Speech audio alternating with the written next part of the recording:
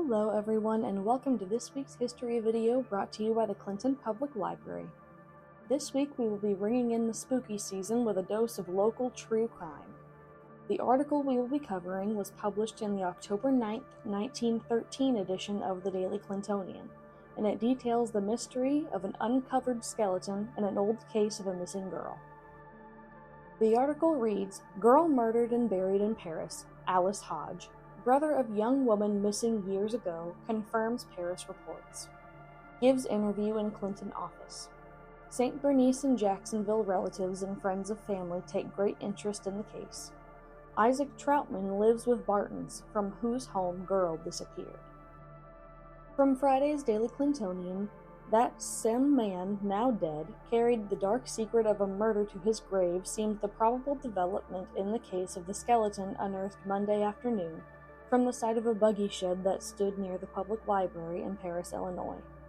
It also seems entirely probable the victim of the foul crime was one Alice Hodge, whose relatives formerly lived about in Jacksonville, and many of whom lived not far from Clinton.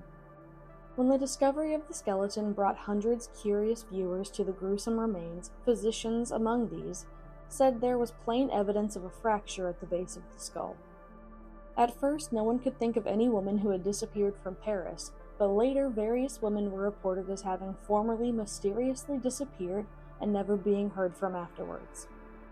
Following these various reports up, the police discovered that all but one of the reported missing could be accounted for.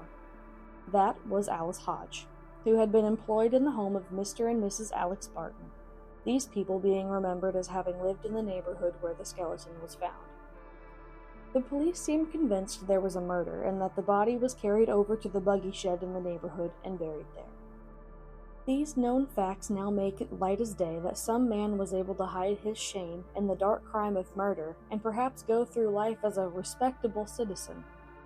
The life of the young woman, apparently, was snuffed out, perhaps with a blow from a strong arm wielding a heavy instrument, and in the dark hours of some black night, her murderer has stealthily hidden his crime and done it so well that the dark deed was buried for these long years.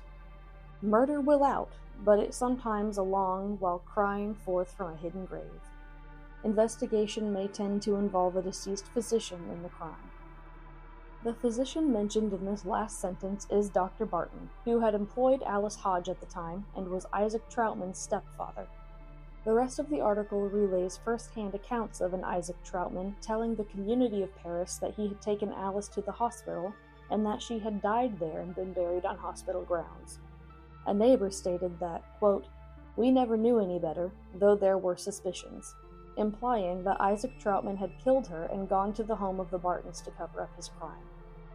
Upon the Daily Clintonian's finding of Alice Hodge's brother, who was, quote, "well advanced in years," by the time the skeleton was found, he is quoted to say that he was, quote, "always convinced that she would have come home or written to us, that we would have heard from her in some shape if she was alive."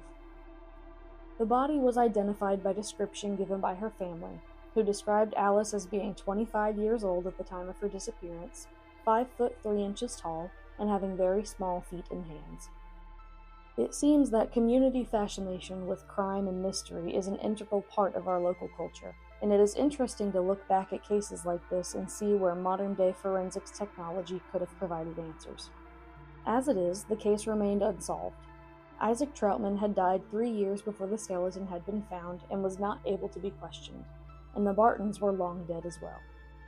Popular opinion at the time agreed that he had killed her, as he had been attempting to win her affections, and she seemed unenthusiastic about his approaches. If you enjoyed this installment of This Week in History, be sure to tune in on October 24th for our next true crime video, which covers the court case of the Shoe Slayer in 1913. It was a busy year for murder in the Midwest, it seems. Thank you so much for watching, and we'll see you next time.